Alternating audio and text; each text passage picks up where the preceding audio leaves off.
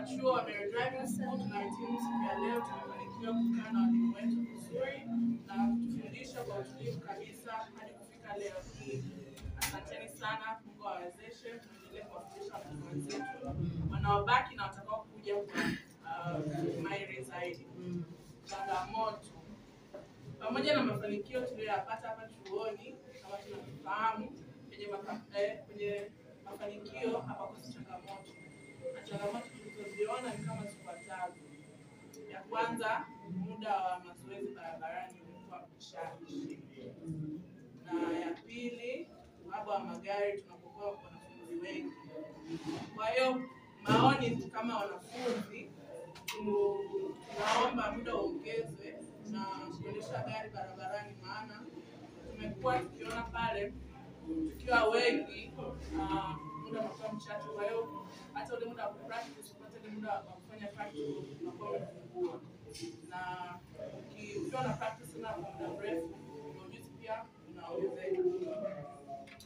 Tunaomba pia shule iongeze magari mawili ambayo yanaweza kuchukua wanafunzi wengi, kwa mfano za ili pia idadi ya wanafunzi ikiwa wengi, muda wa kurudi shuleni na kubadilishana makundi unakuwa unapungua.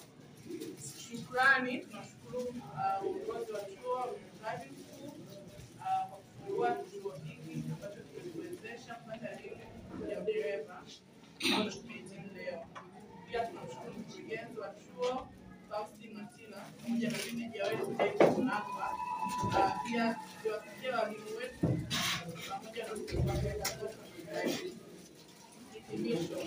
Chuo cha Meru Driving School kimetuwezesha kuelewa na kufahamu udereva na sheria za usalama barabarani. Kazi nzuri, utii wa sheria, bila shuruti, songa mbele. Maksudi tu. Maksudi.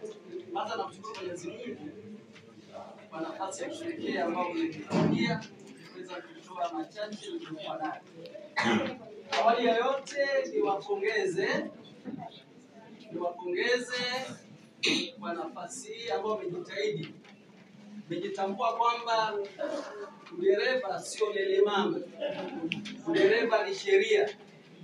Na dereva bora lazima awe amedindikiza ujuzi wa kutosha wa sheria, taratibu na kanuni za usalama barabarani. Kuendesha gari utaendesha, lakini je, umedindikiza ujuzi wa kutosha wa sheria? Kwa naomba chonde elimu ambayo umeipata jitahidi kuendelea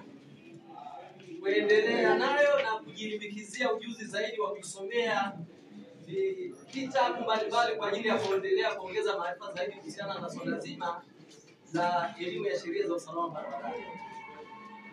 Niwapongeze vile wote ambao mliona Meru ni sehemu pekee ya kuja kujifunza na hamjakosea,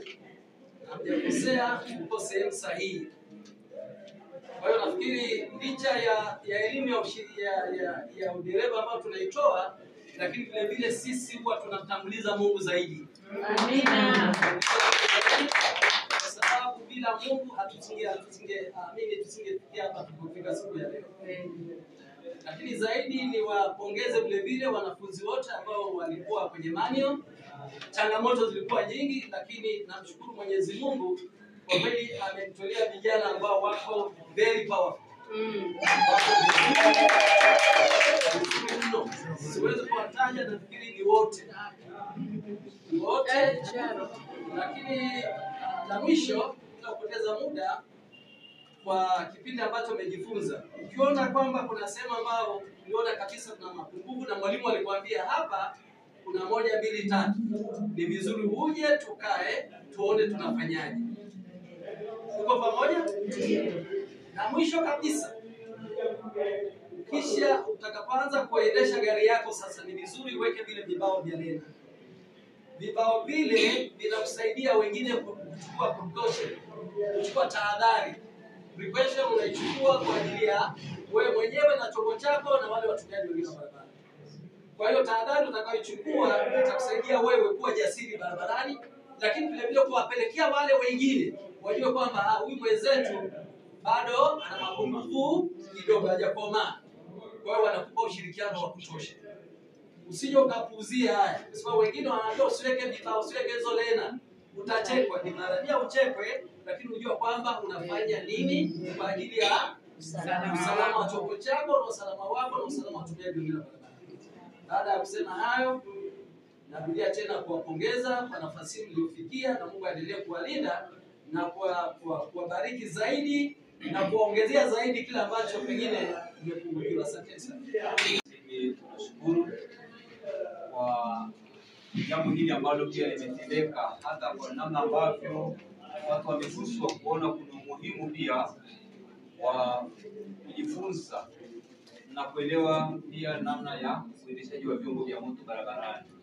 Tunashukuru pia kwa wakufunzi wetu ambao wamefundisha kwa utaratibu, wakihakikisha pia tunaelewa kile ambacho alitaka pia tuelewe ili tuweze kukitendea na kufanyia kazi. Mungu awabariki na Mungu awatuze pia.